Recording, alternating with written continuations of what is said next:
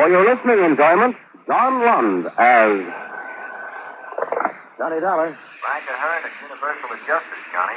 Oh, hi. How are you, Frank? Well, a little worried at the moment. Can you help me out? Well, that depends on what I have to do. I have to take a little trip for one thing. A farm near Lexington, Kentucky. Well, it's a slow time of the year to get out in the country. What else? Talked to a man named Calcor there. Had a racehorse that insured for $65,000. I hate to have to pay the premium on that kind of policy. Well, that's just it, Johnny. Got a wire on my desk here from a man in Calcor's business office. The horse was seriously injured and it had to be destroyed. Wow. No wonder you're worried, Frank. I'll be right over. John Lund in another adventure of a man with the action-packed expense account, America's fabulous freelance insurance investigator. Yours truly, Johnny Dollar.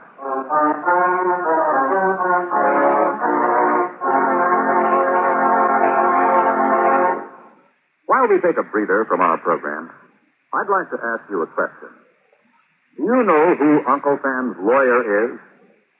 If your answer is the Attorney General, you're absolutely right. But being legal advisor to the President and other governmental agencies is only part of his job.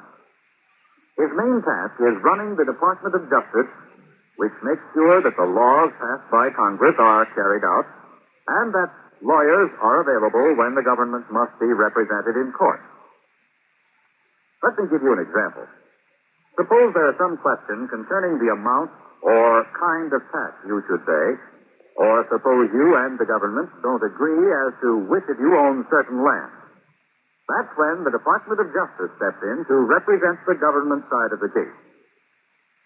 If anyone is brought to trial for counterfeiting, smuggling, gold hoarding, or passport forging, the Department of Justice prosecutes the case. It also handles all matters dealing with legal immigration. And all of this activity is the responsibility of an important member of the President's Cabinet, the Attorney General. Just as it is the duty of the United States government to protect each and every one of you, it is the duty of the Attorney General to protect the government of the United States.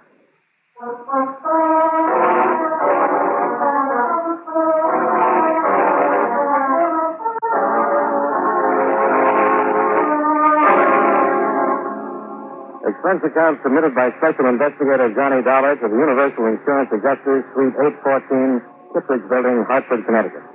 The following is an accounting of expenditures during my investigation of the Oklahoma Red matter.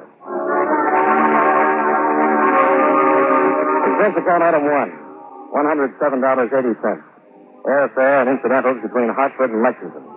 Item 2, $5.50. Transportation from the airport to the Great Southern Hotel, where I checked in and changed clothes.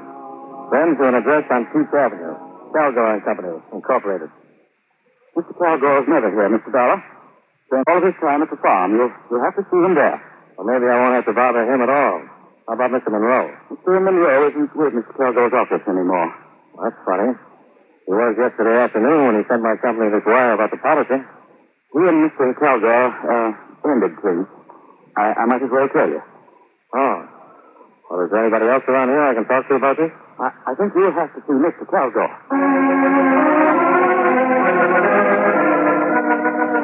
A phone call to the Calgore Farms disclosed that Mr. Calgore was out for the day. Another half hour of conversation in the office, and the reluctant clerk finally gave me a name and an address. He was a tall, lanky man who never took his hat off. Dr. Pierce, veterinarian. Bald Oklahoma Red, huh? The people who wrote policy sent me down from Hartford. Is there something wrong? Matter of procedure, Doctor. Mr. Calgore's office has filed claim for a $65,000 indemnity. Apparently, Mr. Monroe, who handled these things for Mr. Calgore, is no longer with him. Yes, I understood the quarrel. And Mr. Calgore is not around at the moment. I don't get it. If Wade Calgore has been buying that much insurance, he's got a right to file a claim for it. Just good business to get the facts, that's all. You treated him? Yes. The wire said something about a piece of machinery. A tractor with a blade earth. Red rod back into it, hard. Cut through his right hamstring all the way to the bone. You make out a report in a case like this? In earnestly. The animal's just like a human. Any of them are liable to get sick or hurt sometimes. Yeah. Oh, thanks. Oh. Most of the tenders were cut, huh? Those that weren't cut Lloyd was arrested. Uh-oh. Yeah. This notation about the carcass. Cremated on the premises. Why so fast? Calgar wanted it that way. Well, that'll make my job a little more complicated. Unless you took some x-rays. There was no need to. Paralysis would already set in by the time I got there. What do you need him for? Proof that the injury occurred more than anything else. Mr. Calgar called you right after it happened, did he? That's right. I got there maybe 10 minutes later. Lloyd was alone with the horse.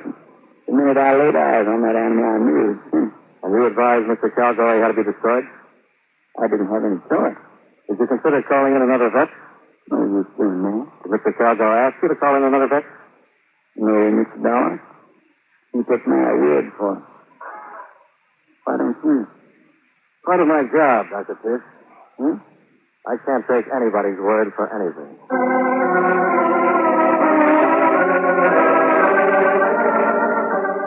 Expense account item 3, 30 cents. For the 5 airmail stamps, it took to mail a copy of the complete injury report to a veterinarian service in Cleveland. Item 4, $25, car rental. That afternoon, I drove out to the Calgar breeding farm. Like most of the others I'd passed, it was complete with white fences, rolling hills, blue grass, and a stately colonial residence, just like the movies. A sullen, attractive girl in her early 20s met me at the door.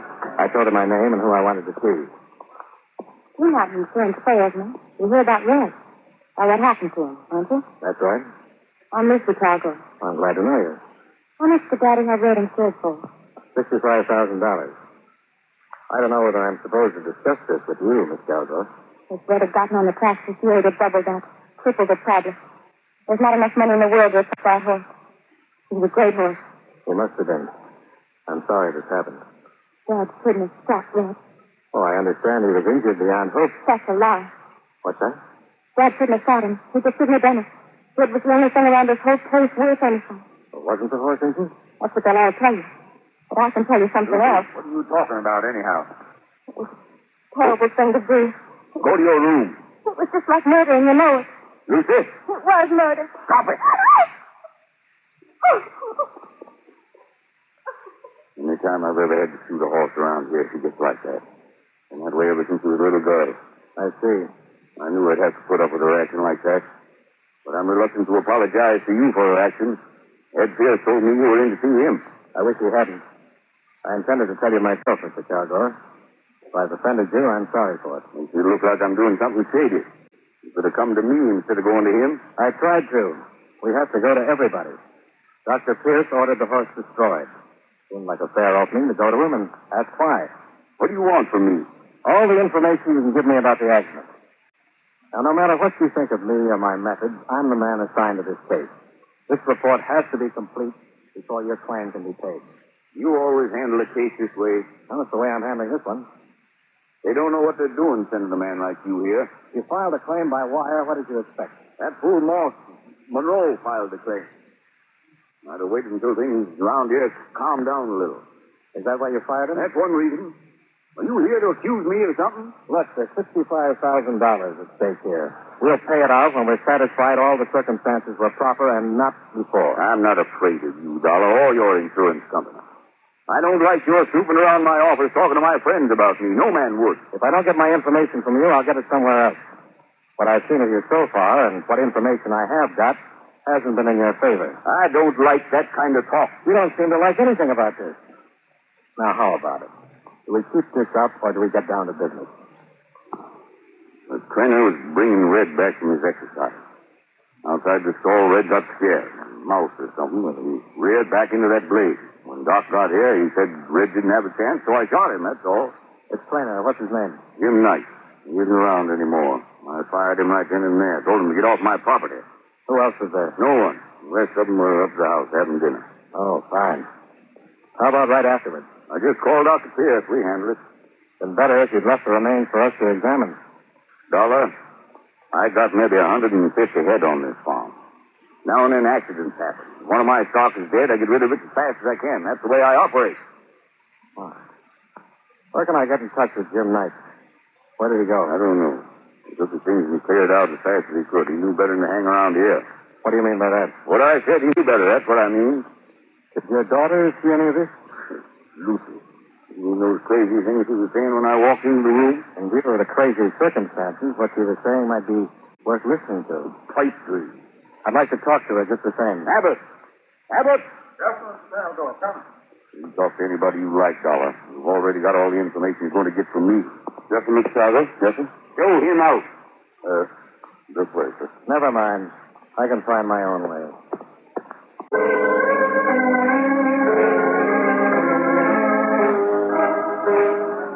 When I left Lloyd Calgore, I wasn't sure whether I'd talked to a sane man or not.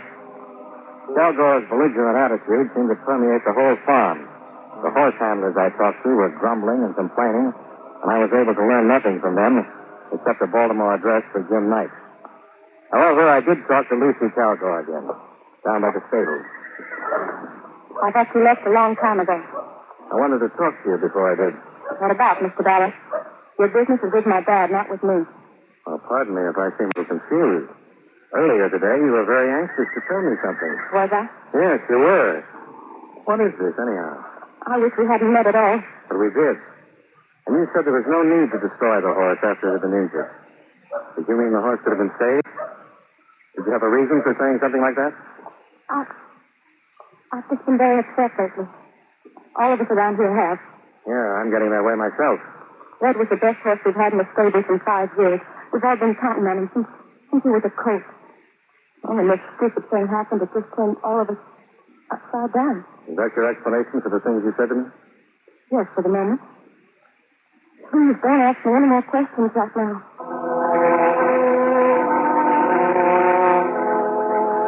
The Calgores were turning out to be a dandy pair to deal with. Back in town, I checked on Calgore's financial situation. It was good, as far as the local banks were concerned.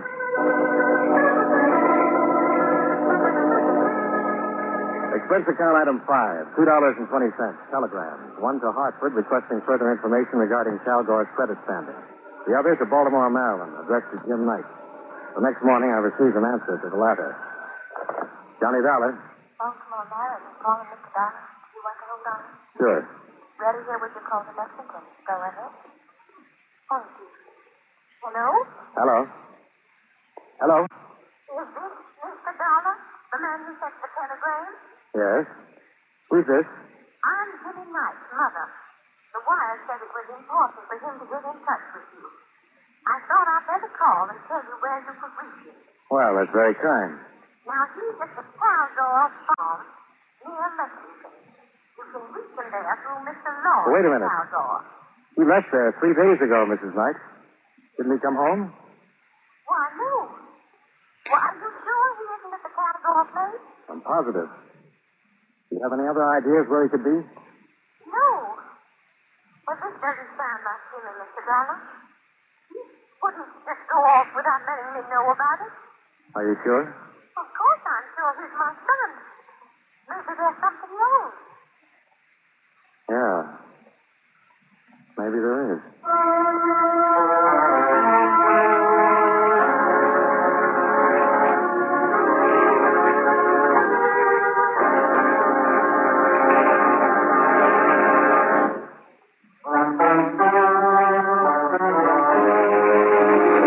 And now, with our star, John Lund, we bring you the second act of Yours Truly, Johnny Dollar.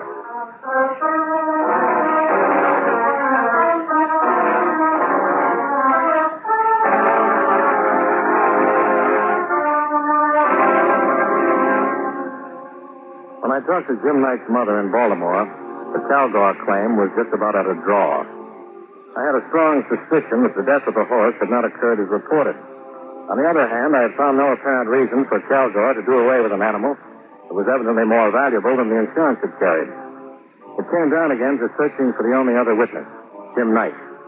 I promised his mother I'd have him contact her if I found him anywhere around Lexington. But that didn't seem likely after re-questioning several people at the Calgore farm. Now, this is where Mr. Knight stayed all the time he was here, Mr. Dollar. Uh-huh. You can see for yourself it's all cleared out. Not a stitch left. Did you happen to see him leave? No, sir. Right after the accident, he's gone. Just like that. I wonder if any of the others saw him. We talked about that. Nobody saw him go. Did he have a car? No, sir. Well, he had to have a suitcase or two. How do you suppose he got away from here, then? Had him, I guess. I don't know. He could have lugged him out to the road and flagged himself a ride or waited for the bus. Maybe someone drove him? Miss Lucy might have, sir. She drove Mr. Knight around now and then.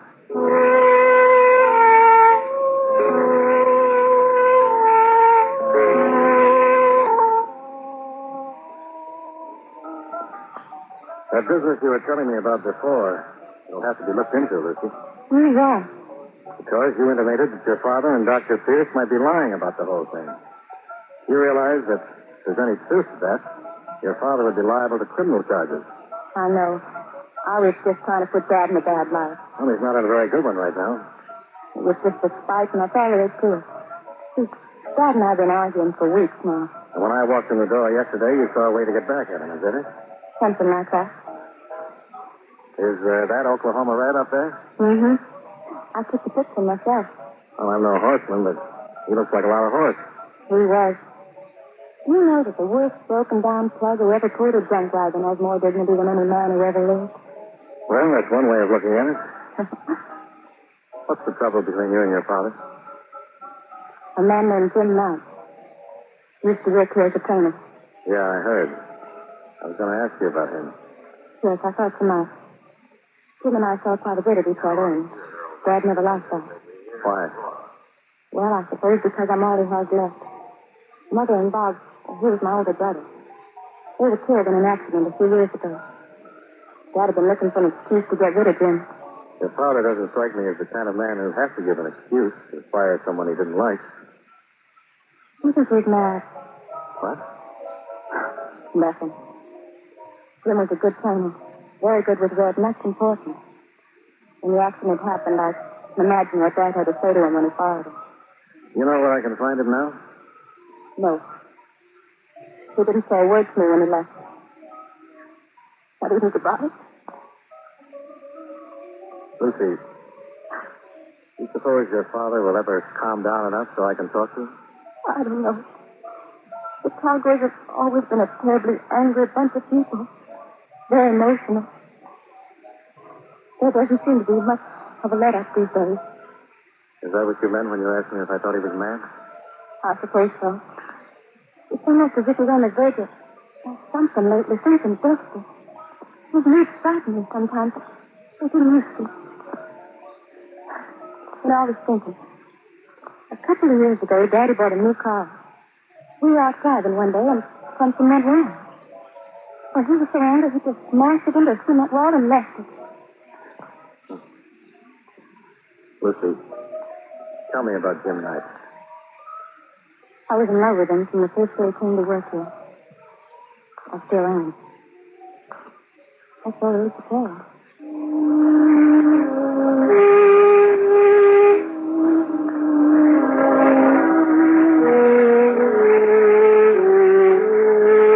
I saw Lucy Calgar again the following afternoon when I returned to talk with her father. She told me he was gone and wouldn't be back until evening. I spent some more time with the people on the farm, trying to find out anything that would help, but nothing did. That night, when I picked up my key at the hotel desk, there was a message to call Operator 18 in Hartford. It was Frank Ahern. Calgar's got a very good rating with Dennis Branch. He doesn't need money. Well, then that angle is practically out, Frank. There's just no reason for him to kill that animal that I can think of. How about the others? No one seems to know what happened to Jim Knight. This, as far as we go, John? Somehow I feel there's more to it. What it is, I don't know, Frank. It beats me. Well, how about going to the police and asking them to help you locate that? Something just occurred to me, Frank. What? Calgar hasn't threatened to go to the insurance commission or to sue us yet. That's usually pretty standard with a man like that. Yeah, it is. If he's got a just claim.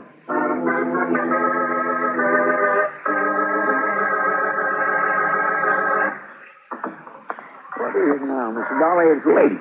I just talked to my office in Hartford, Dr. Pierce. They aren't very happy with the way this case has been going. Is that so? They're about ready to close it and call me home. Well, you mean they'll pay you the claim? No, I don't mean that at all. Hmm? Look, Doctor, I spent some time checking you out because you're one of the parties who can help settle this thing. You've been in practice around Lexington for 32 years. People think a lot of you. And they take my word. Well, I don't. I can't. I'd hate to see a nice guy like you get the book. I think I can stop it if you'll cooperate. The book? What do you mean? Forget I'm an insurance investigator. I'm just a guy giving you some information. When I said my adjustment company's ready to close the case, I mean that Kilgore will have to sue for a settlement. In court, he'll have to produce Jim Knight and prove his story. With what we have so far, he'll lose the suit, and the insurance company will file charges against him for attempting to defraud. And they won't fool around. There's no outfit tougher than an insurance company when somebody's trying to cheat him. And, you'll have to be in court, too. You see what I mean? Yeah. Well, how about it? I've been his son for 18 years. And he asked you to lie for him. That's understandable to me. But in a court, it's perjury. False testimony. What do you do to me? That's up to the company. I'll have to hear your part of it first. Oklahoma Red was dead when I got there. He hadn't been in any accident. Lloyd made me promise to tell you that. Lloyd just got it. Just got it. Why? Well, Red wasn't the horse Lloyd thought he was. Great confirmation that he just wouldn't run. Lloyd got the money. Shot. And Knight saw it. Is that it? Yeah. Lloyd obligated some money to go with. I don't know. He's losing his mind, I think. I've heard that about him before. From who? Lucy? Yeah. She had a reason. Like I said, I've known Kilgore for 18 years.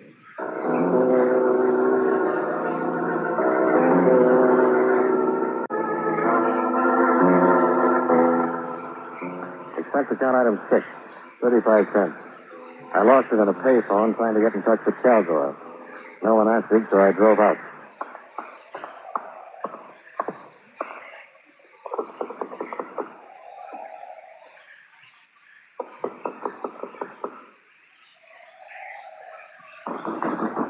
Hey in there. Open up.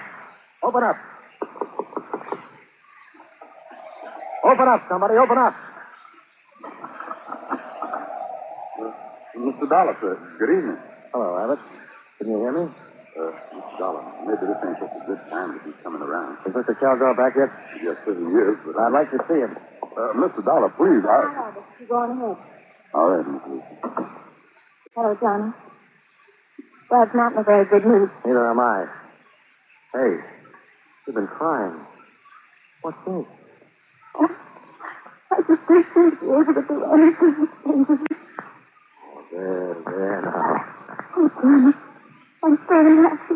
Take your hands off her.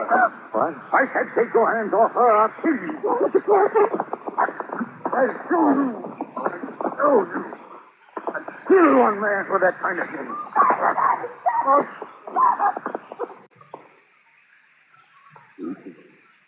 Lucy, baby. No, don't touch me. What? Johnny, Pretty heavy pain. I'll get a doctor. No, Where'd he go? I don't know. What that was? Johnny, did you hear? About killing someone else? He was talking about Jim. Johnny. Oh, Johnny.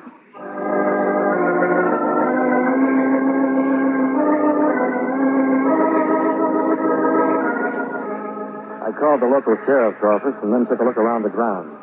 All the cars were still in the garages. Then I heard some sort of disturbance near the stables. Don't come any closer. I've got a shotgun here. I got a gun, too. Go away from here. The police will be here any minute. This won't do you any good. Kilgore. Be better if you're in the house, ready to make a statement. Dr. Pierce told me he lied for you. And you said you'd killed someone. Was it Jim Knight? I told you to go away from here. You'd better come out. I'm going to pay a whole bunch of you. Don't do anything foolish.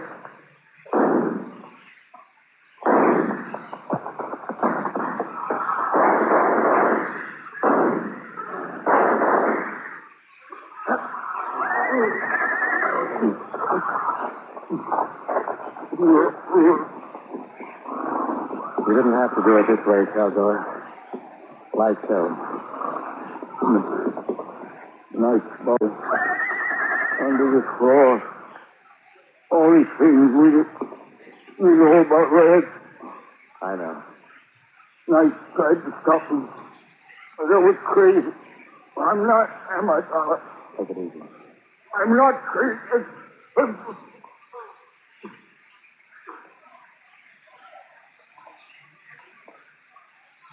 Well, that's that.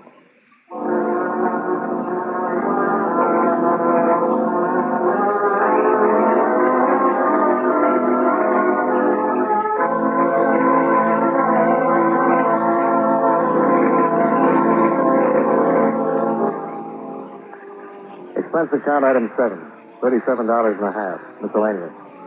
Item H, same as 1, transportation back to Hartford. Expense account total, $286.45. Yours truly, Johnny Dollar.